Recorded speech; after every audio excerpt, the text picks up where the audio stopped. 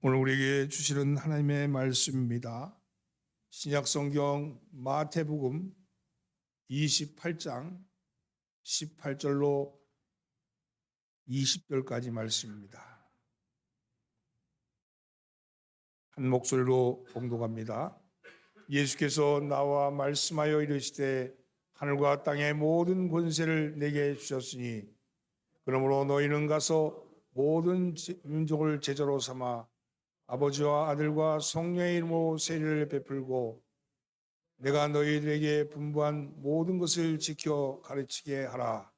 볼지어다 내가 세상 끝날까지 너희와 항상 함께 있으리라 하시니라. 아멘. 이제 봄이 왔습니다. 그래서 봄 기운이 가득 찬 날이 되었죠.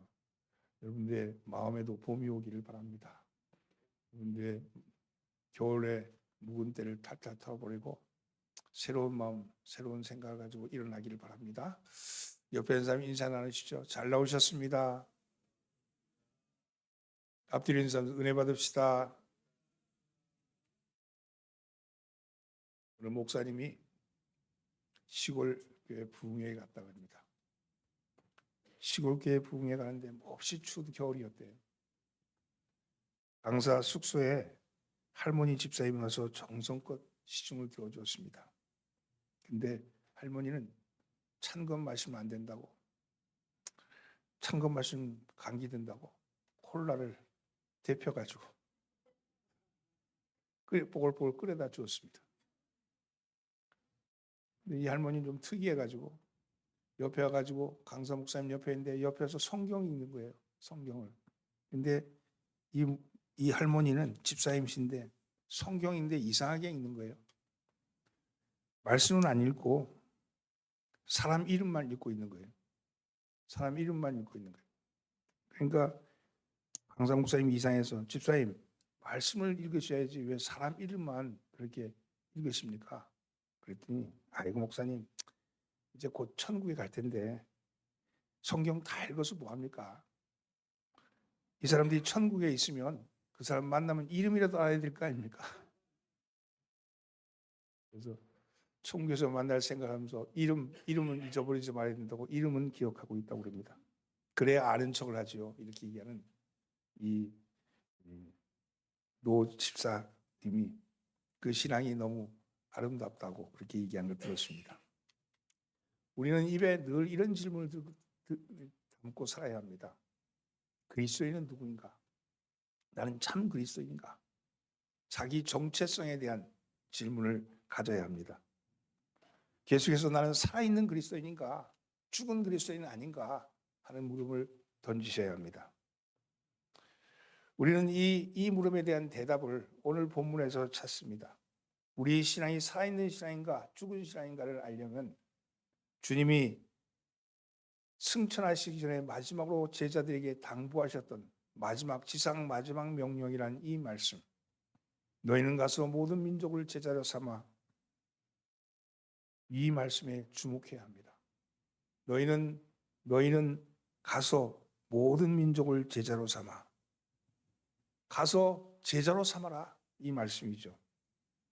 제자로 삼기 위해서는요, 우리가 먼저 제자가 되어야 합니다. 제자는 예수를 따르는 사람이죠. 예수를 잘 따르려면 대가를 지불해야 합니다. 이 대가를 지불해야 되는데 단순히 교회 다니는 정도가 아니라 예수를 믿기 때문에 치료할 대가를 치러야지 진정한 제자라고 말할 수 있죠. 특별히 오늘 본문에서 눈여겨보아야 할 동사가 있습니다. 그건 가라는 말씀입니다. 가라. 그런데 이 원문상으로 보면 한 번 가라는 게 아니고 계속해서 가라고 얘기합니다. 지속적으로 가라는 거죠. 그리스도의 삶의 정체성은 바로 역동적으로 움직이라는 겁니다. 가라. 머물지 말고 가라. 이렇게 말씀합니다. 가라는 것은 곧 성도의 삶의 방식을 얘기합니다. 이 가라는 말씀은 한 번만 말씀하신 게 아니고요. 부활하시고 난 다음 요한복음 20장 21절에 보면 예수께서 또 이르시되 너희에게 평강이 있을지어다 아버지께서 나를 보내신 것 같이 나도 너희를 보내라. 보낸다는 거 아닙니까? 그래 가야 된다는 거 아니겠습니까? 이는 특정한 사람뿐만 아니라 예수를 믿는 모든 사람에게 하시는 하나님의 말씀입니다. 이것은 신약에만 말씀한 것이 아니라 구약에도 얘기하셨죠. 아브라함에게 뭐라고 말씀합니까? 너는 너의 고향과 친척과 아비 집을 떠나 내가 네게 보여줄 땅으로 가라. 이 가라는 말씀을 통해서 아브라함의 믿음이 시작되었고, 오늘 본문 주님이 가라고 하시는 말씀을 통해서 신약 교회가 형성이 되는 겁니다. 하나님이 보내신 곳으로 가는 것이 바로 신약 교회의 특성입니다. 내가 복음을 경험했다면 가만히 앉아 있을 수가 없는 거죠. 이 복음을 전하지 않고는 견딜 수 없는 마음. 이것이 바로 우리의 DNA에 있는 역동성이라는 겁니다. 복음은 우리를 움직이게 만듭니다. 우리를 가만히 있게 하지 않고 소극적인 사람으로 들어가게 하지 않고 적극적인 사람이 되게 하는 것이 복음의 역동성입니다. 예수를 믿는 순간 보냄을 받았고 가라는 명령을 받은 겁니다. 그런데 그 명령을 순종해야 합니다. 근데 우리가 참된 그리스도인가 하고 물음을 던졌을 때 그 물음에 대한 대답, 내가 가고 있는가? 내가 가고 있는가? 하는 물음에 대한 자기 응답이 있을 때 진정한 나의 정체성을 알 수 있는 것이겠죠. 그렇다면 어디를 가라는 것이요? 세상을 향해 가라는 겁니다. 세상을 향해. 가는데 어디를 향해 가느냐? 세상을 향해 가라는 겁니다. 근데 왜 세상을 향해 가야 할까요? 세상을 향해 가야 하는 이유가 있습니다. 첫째는요, 교회를 위해서 가야 합니다. 교회를 위해서. 가라는 명령에 순종하지 아니하면 교회는 생명력을 잃고 맙니다. 왜냐하면 교회의 존재의 목적이 가는 것이기 때문입니다. 복음을 들고 세상을 향해 나가는 것이 교회의 존재의 목적입니다. 우리가 아는 것처럼 사도행전에 예루살렘 교회는 대단한 교회였습니다. 성령의 역사가 일어났고 그 성령의 임재함을 느끼는 교회였습니다. 놀라운 역사가 일어난 참교회였죠. 그러나 가라는 그 명령에는 소극적이었습니다. 모이기는 했지만 흩어지지는 않았습니다. 잘 모여야 하지만 잘 흩어져야 하는 거죠. 모인 이유는 흩어지기 위해서 모인 겁니다. 오늘도 우리가 이렇게 모인 것은 이 모임 자체가 목적이 아니고 교회의 목적은 흩어지기 위해서 있는 거죠.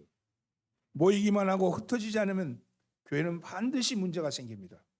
흩어지지 않으니까 결국 불필요한 일에 에너지를 낭비하게 돼 있죠. 예루살렘 교회는 과부의 구제 문제 때문에 갈등이 일어나게 되죠. 이것이 시작이 됩니다. 사도행전 1장 8절 말씀, 오직 성령이 임하시면 너에게 임하시면 너희가 권능을 받고 예루살렘과 온 유대와 사마리아와 땅끝까지 이르러 내 증인이 되리라. 이것이 주님이 하신 말씀이잖아요. 흩어지라는 겁니다. 땅끝까지 이르러 내 증인이 되라고 말씀합니다. 땅끝까지 이르러 내 증인이 되라. 땅끝이 어디입니까? 땅끝은요, 내가 만나는 사람이 땅끝인 거예요. 내가 만나는 세상 사람이 땅끝인 겁니다. 저 멀리 지역을 얘기하는 것이 아니라 지금 내가 만나는 사람 중에 예수 믿지 않는 사람을 만날 때 그때가 땅끝인 거죠. 흩어지지 않으면 내부적인 문제로 갈등이 겪게 됩니다. 교회가 생기면 운영규칙도 만들고 여러 가지 회의로 볼 일을 다 봅니다. 어떤 교회는 교회 회의일 때 피아노를 어디에 둘 건가? 카페트를 어떻게 깔 건가? 색깔을 무엇을 할 것인가? 이런 걸 가지고 갈등하는 교회도 있습니다. 모두가 회의를 하니까 회의 전문가가 되죠. 회의 전문가가 됩니다. 계속 모여 있으면 어느 영역이든지 기득권이 생기기 마련입니다. 파워게임이 벌어지는 거죠. 쓸데없는 것 갖고 키재기하고 생명 걸 일이 아닌데도 목숨을 거는 일들이 생기는 겁니다. 전도는 하지 않고 전도에 대한 연구에만 급급합니다. 어부가 되어야 하는데 어부는 되지 않고 수족관 관리만 하고 있는 거죠. 교회의 목적을 상실하면 불필요한 일에 에너지를 쏟게 되어 있습니다. 이 열심을 내야 할 곳에 열심을 내지 않고 엉뚱한 곳에 열심을 내는 거죠. 가라는 명령에 순종하지 않으면 교회는 사교 클럽이 되고 맙니다. 사랑방도 그 사람이잖아요. 우리끼리 있으면 재미가 있죠. 서로 존중해주고 박수 쳐주고 인정해주면 얼마나 좋습니까?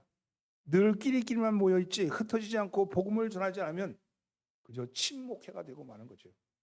그러다가 마음이 삐치면 친목계 안 나오듯이 안 나오면 떠나는 거예요. 친목계 회비 안 내고 안 가면 끝이지 뭐. 교회도 그렇게 되는 건 아닌가 하는 생각이 들어요. 그러나 예수 그리스도의 십자가 복음이 있으면 그럴 수 없습니다. 초점을 세상을 향해야 됩니다. 우리의 필요와 만족과 기쁨이 아니라 교회의 본질은 세상에 복음을 전하기 위해서 존재하는 것이죠. 신앙생활을 오래 하다 보면요, 우리는 울타리 안에 갇혀 삽니다. 여러분, 신앙생활을 오래 하다 보면 동창회도 없어져요. 동창도 안 돼. 친목회도 없어져요. 세상 사람과 만나는 그가 다 끊어지고 마는 거예요. 친구도 잘 안 만나게 돼요. 신앙생활을 오래 하다 보면 지금 가문도 멀어져요. 집안도 잘 안 가죠.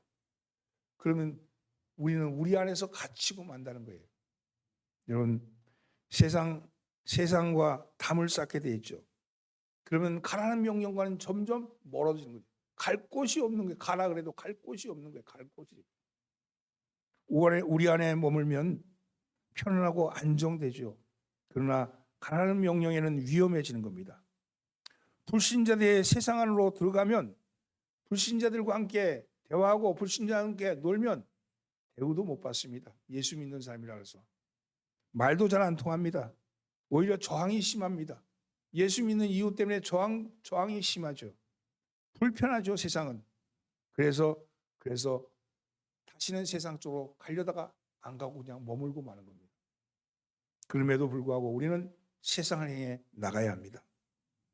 신자인 우리에게만 관심과 에너지를 쏟아붓는 교회는 건강한 교회라고 할 수가 없습니다. 여기서는 좋아요. 그러나 교회 존립의 목적과는 상관없는 교회가 되는 겁니다. 어느 교회나 역사가 흐르면서 변질의 위험이 늘 있습니다. 그러므로 우리는 우리의 주체성, 자기 정체성을 알기 위해서는 우리 스스로는 물어야 합니다. 가끔 주님의 마지막 명령이 무엇이었지? 주님의 마지막 명령, 이 땅의 지상 명령이 뭐였지? 이걸 물어야 합니다. 어떤 것인지 본질에 집중하지 않으면 비본질적인 것에 에너지를 쏟기 마련입니다. 살아있는 신앙을 유지하는 것은 다른 것이 아닙니다. 바로 이 가라 하고 말씀하시는 주님의 명령에 순종하는 신앙만이 살아있는 신앙인 거죠. 우리가 복음의 현장에 나갈 때 우리의 심장이 뛰어야 합니다. 세상에 나가서 예수의 이야기를 할 때 우리의 영혼이 갈망해야 합니다. 주님이 우리와 함께 하시지 않냐면 우리의 이 말은 그저 헛소리가 되고 말지는 않을까 하는 그런 두려움을 안고 있어야 합니다. 우리의 신앙의 가장 원초적인 것을 경험하는 것은 바로 다른 사람들에게 복음을 전할 때입니다. 오늘도 우리 교회 안에 뜨겁게 신앙을 살아가는 살아가는 신앙을 유지하는 분이 있다면 그것은 바로 복음을 전하고 있는 삶일 것입니다. 아무리 은혜가 되어도 우리 안에 머물고 있고 고여 있고 흩어지지 않으면 교회의 본질을 잃어버리고 우리의 신앙의 역동성을 잃어버리게 됩니다. 결국은 우리의 신앙은 식게 되고 우리끼리 불필요한 논쟁과 불필요한 에너지를 쏟아붓다가 어려움에 처하는 것이 교회의 역사가 가르쳐주는 교훈입니다. 우리 주님의 이 마지막 유언, 가라는 명령, 이 명령 앞에 순종하는 여러분 되기를 바랍니다. 교회의 존재의 목적은 가는 데 있다. 어디를 향해서? 세상을 향해서 가는 데 있다. 오늘 여기 이 교회에서 힘을 얻고 이 교회의 말씀을 듣고 이 교회에서 용기를 얻고 그리고 세상을 향해서 나가야 합니다. 세상을 향해서 나가야 합니다. 세상은 누굽니까? 여러분, 우리가 믿지 않는 형제들, 믿지 않는 그런 가족들, 이들이 세상인 거예요. 그들에게로 가셔야 합니다. 만나셔야 합니다. 그들과 대화하셔야 합니다. 그들과 담을 쌓았던 것을 풀어야 합니다. 여러분, 생각해 보니까 내가 그 친구 오래 한 3년, 5년 만나지 않았구나. 전화도 안 했구나. 그 친구에 전화하는 것이 가는 거예요. 우리 친척들 그저 이름만 알고 그 손주가 사촌이 어떻게 크는지 조카가 어떻게 자라는지 모르고 있다면 그 조카에게 전화하는 것 그게 가는 거예요. 그게 우리에게 주신 사명입니다. 그 일을 행하셔야 한다고 말씀합니다. 여러분 가시는 여러분 되기를 예수 이름으로 축원합니다. 옆에 있는 사람 잘 가세요.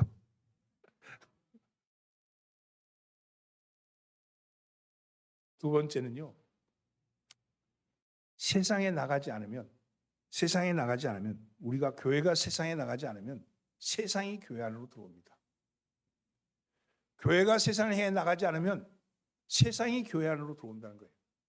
이걸 한마디로 말해서 세속화라고 해요. 세속화. 복음을 들고 세상에 나가지 않으면 교회가 세상의 영향을 받게 됩니다. 결국은 두 가지의 싸움입니다.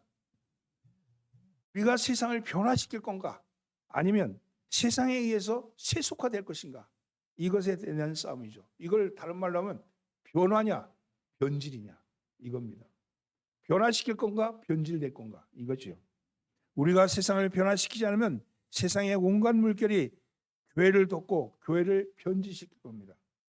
하라고 하는 명령에 순종하지 않으면 우리는 어느덧 세상을 열심히 따라가고 있는 것이 되고 맙니다. 세속주의 힘은 생각보다 강력합니다. 교회가 세상을 열심히 바라보면 세상을 이끄는 것이 아니라 세상에서 떠밀려가는 거죠. 세상 사람들이 좋아하는 것을 우리도 함께 좋아하면 이미 세속화에 걸려든 겁니다. 가라는 이 명령은 우리 자신을 살리는 일입니다. 세상을 그대로 두면 누가 세상을 변화시킬 수 있겠습니까? 가끔 극단주의자가 있죠. 어차피 망할 세상인데, 세상은 어차피 망할 건데 가능한 한 거리를 두는 것이, 그리고 거룩한 삶을 사는 것으로 오해하는 사람도 있죠. 건강한 시민의 한 사람으로 우리는 세상의 한가운데 들어가서 우리의 생활의 활동의 반경을 넓혀야 합니다. 신앙의 고립주의는 성경적인 것이 아닙니다. 우리는 가능한 한 세상과 접촉점을 만들고 세상과 거리를 두면 안 되는 거죠. 누군가 도움을 요청하면 적극적으로 반응하고 그들에게 다가가서 세상의 다양한 활동을 참여해야 합니다. 이 교회가 이제 큰 교회가 있다 보니 큰 교회 가면 여러 가지 동호회가 있잖아요. 동호회 있는데 요즘 뭐 골프 동호회도 있고 뭐 등산회, 뭐 낚시회 별거 다 있습니다. 그런데 그렇게 하는 것이 그렇게 한 코인원이 되는데 세상과는 담을 쌓는 일이에요.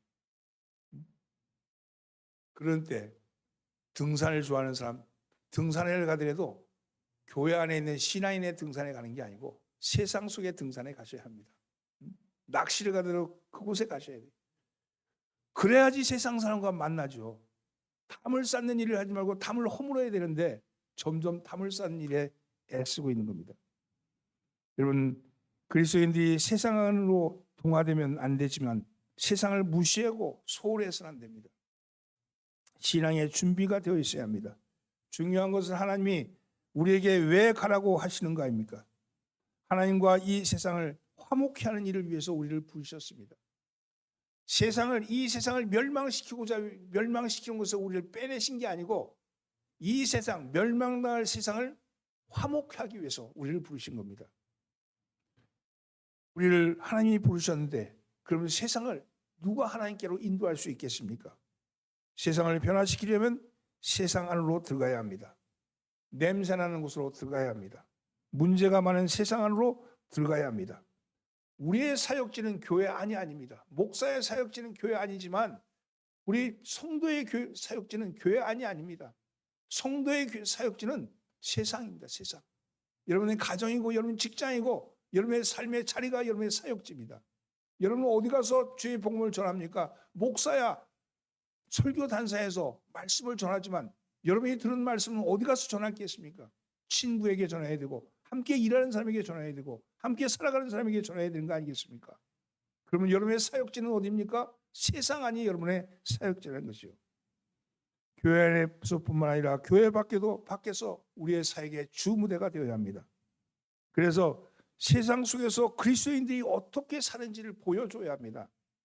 직장에 가서도 마찬가지입니다. 사람들이 너희가 돈이 아니라 너희가 추구하는 게 뭐냐? 우리가 추구하는 생각하는데 너희는 돈이 아니고 도대체 뭘 추구하고 있냐? 넌 뭘 믿기에 그렇게 당당하냐? 넌 뭘 믿기에 그렇게 넉넉하냐? 이렇게 묻는 물음이 우리에게 올 때 우리는 세상에 나가서 이기는 거죠. 우리가 가지고 있는 복음은 능력이 있습니다. 세상을 두려워하지 마셔야 합니다. 여러분 안에 들어와 있는 주의 복음은 능력 있는 복음입니다. 그 능력 있는 복음을 보여주셔야 합니다. 그 능력인 복음을 살아내셔야 합니다. 그렇게 살아날 때 입으로 예수 이름 말하지 않더라도 사람들 속에서 저 사람은 무엇이길래 저들은 무엇이길래 하는 그 무엇일까?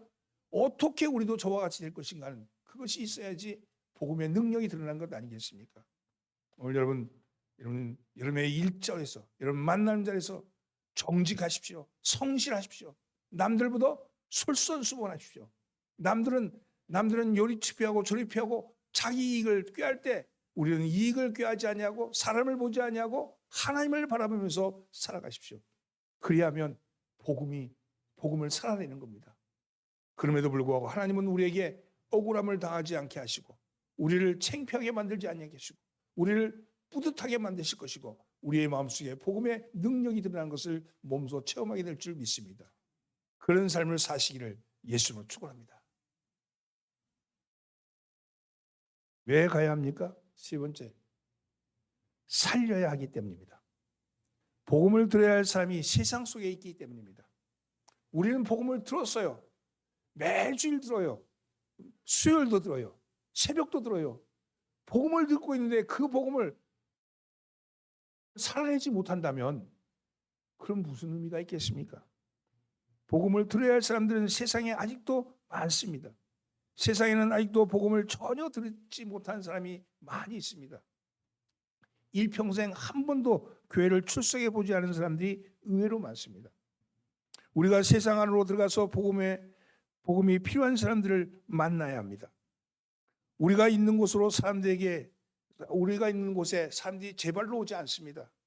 과거의 전도 방식, 주님은 와보라 이렇게 말씀하시잖아요. 그래서 와보라는 방식이 필요할 때도 있지만 매우 소극적인 태도죠. 이제는 주님이 우리에게 뭐라고 말씀하시냐면 와서 보라고 말씀하지 않고 너희가 가라고 말씀합니다. 와보라 그러셨던 그 말씀이 이제는 가라고 말씀하시는 겁니다. 우리가 먼저 그들에게 가지 않으면 아무 소용이 없습니다. 오늘날 시대는 정말로 급속하게 변화되고 있습니다. 모던의 시대에서 포스트 모던의 시대로 바뀌었어요. 비종교화의 시대입니다. 전통적인 종교는 식상해하면서 관심조차 갖지 않는 사람들이 늘어나고 있습니다. 젊은이들은 점점 비종교화되어 가고 있습니다. 특별히 젊은 시대로 내려갈수록 기독교에 대해서 뿐만 아니라 모든 종교의 회의를 느끼고 있죠. 여러분 이런 거예요. 예수를 믿어야 하는 이유가 뭐냐? 이거 묻는 거예요. 종교는 다 똑같은 거 아니냐? 이게 포스트 모던적 사고예요. 진리의 산은 하나인데 진리의 산으로 가는 길은 여러 가지지. 불교로도 가고 이슬람도 가고 결국 다 산꼭대기에 가면 만나지 않겠냐. 근데 왜 기독교는 오직 예수만이 길이라고 말하냐. 기독교는 너무 배타적이다. 기독교는 너무 독선적이다. 기독교는 자기밖에 모른다. 이렇게 얘기하는 사람들이 많아요. 젊은 사람이 그렇죠. 그들은 종교는 똑같다고 생각합니다. 이걸 다원주의라 그래요. 다원주의. 그런데 이런 생각을 가진 사람들에게 그들은 이제 그 사람들은 다 이제 마귀 새끼 사탄 새끼가 다 물리쳐야 돼. 이러면 안 된다는 거예요. 그들을 만나서 그들에게 보여줘야 합니다. 왜 예수만이 길인지, 왜 예수만이 우리의 진리인지를 그들에게 보여줘야 합니다. 살아내야 합니다. 우리가 그 길만이 우리의 길인 것을 살아내는 것, 그것이 우리가 해야 할 이유 중에 하나죠. 여러분 지금 이 사회에 나가면요, 홍대만 나가도 타로 카페가 타로 카페 아세요? 타로 점 치는데 타로 점 치는 카페가 아주 물결을 이뤄요. 젊은 애들은요, 웹에 들어가면요, 날마다 자기 운수를 보는 웹도 있어요. 그런 것이 인기를 끌어요. 여러분 무당이 나라를 지배하는 시대가 됐어요. 무당이 나라를 지배하는 시대가 됐어요. 예? 무슨 법사 무슨 스승 이런 것들이 막 설치는데 예수 믿는 사람조차도 그거에 대한 거부감이 없는 거예요. 옛날 같으면 정말로 목숨을 걸고 싸워야 될 존재인데 거기 가서 머리 숙이고 거기 가서 같이 놀고 있는 거죠. 그들을 바꾸기 위해서 그런 게 아니라 그것이 다 이게 아까 얘기했던 포스트 모던적 사고 속에 그냥 물들어 버린 거예요. 예? 여러분 똥꼬벨라 치마, 아시죠? 치마, 짧은 치마. 그런 치마를 요즘 입고 다니면 아무도 그것에 대해서 이질감이 없어. 응? 50년 전에 그런 거 입었다 그래 봐요. 경찰서 끌려갔지. 왜? 문화가 그렇게 바뀐 거예요. 그 문화의 바뀜 속에 우리도 같이 젖어버린 거예요. 복음의 능력이 이 세상의 문화 속에 접어들어간 거죠. 여러분, 이제는 적극적으로 움직여야 합니다. 세상에서 열린 마음을 갖지만 우리가 가지고 있는 본질적인 문제를 가지고 세상에서 붙어야 합니다. 그래야지 주의 복음의 능력이 나타날 줄 믿습니다. 하나님은 우리에게 찾아오라고 말씀하시지 아니하시고 그분이 우리를 찾아오신 겁니다. 그것을 성육신이라 그러죠. 하나님, 인간이 신을 찾은 것이 아니라 신이 인간을 찾았다는 겁니까? 이 세상의 모든 종교는 인간이 신을 찾는 종교지만 여기 기독교는 신이 인간을 찾는 종교. 하나님이 사람을 찾아오신 거죠. 갑이 되신 하나님이 을이 되셔서 오신 겁니다. 신이 우리와 같은 모양으로 우리에게 다가와서 만나주신 하나님이 바로 예수 그리스도입니다. 우리가 여기서 세상 속에 그리스도로 살 이유는 바로 그 예수 그리스도의 모습을 우리가 보여줘야 합니다. 세상은 복음을 기다리고 있습니다. 복음을 기다리지 않는 사람은 없습니다. 겉으로 보면 멀쩡하지만 속으로는 다 공허합니다. 이 세상은 화려한 것으로 출비하지만 그 안에 들어가 보면 화려한 것이 아니라 공허한 것이 가득 차 있는 거죠. 공허한 인생을 살아가는 사람이 얼마나 많은지 모릅니다. 현대사회가 주는 물질적인 풍요와 행복은 일치하지가 않습니다. 생활의 구조는 편리해졌지만 인간관계는 더 어려워졌고 더 외로워졌습니다. 신제품을 구입한다 그래서 삶이 새로워지는 것은 아닙니다. 돈으로 내가 원하는 것을 마음껏 살 수 있다고 자유가 있는 것은 아닙니다. 살 수는 있지만 사지 않는 것이 오히려 자유이죠. 살 수 있는 능력이 있는 것은 자유가 아닙니다. 자신의 욕망을 제어할 수 없다면 그것은 자유인이 아닙니다. 욕망을 다스릴 수 없다면 그것은 행복할 수가 없습니다. 어떤 사람은 물건 사는 것이 그것이 그 자체로 뭔가 만족함을 얻으려 드는 사람이 있어요. 요즘 나오는 그 홈쇼핑 보십시오. 홈쇼핑 보면 그거 안 사면 뭔가 그것만 사면 세상이 바뀔 것 같아. 그것만 사면 행복할 것 같아. 그것만 사면 편리할 것 같아. 그걸 쳐다보고 있으면 그 몇 초 안 되는 시간에 혹 들어가죠. 그래서 문자를 찍어댑니다. 근데 그거 사고 난 다음에 바로 후회하는데 후회하면 뭐합니까? 이미 다 끝났는데. 그래서 집에 가보면 뜯지도 않은 홈쇼핑 물건이 가득 차 있대. 사는 거 그때만 행복한 거예요. 그걸 풀어서 행복이 오는 거 아님을 알고 있기 때문에 그런 거죠. 여러분, 나도 가져야지만이 행복 같은 것. 그러나 그것은 사실은 아무것도 행복이 없는 거죠. 무엇을 원합니까? 사람들은요, 찰나의 기쁨이 아니라 영원한 기쁨을 원하는 거죠. 여러분, 쾌락이 아니라 영원한 기쁨, 그것은 바로 복음입니다. 이 복음이 그들의 영혼을 흔들어댈 때, 그들의 영혼을 각성케 할 때, 그들의 영혼을 깨우칠 때 그들은 진정 그리스도인으로 거듭날 수 있습니다. 주님이 말씀하신 것 같이 사람이 떡으로만 사는 것이 아니고 하나님의 입으로 나오는 말씀, 곧 진리로 사는 것인 것을 깨달을 수 있습니다.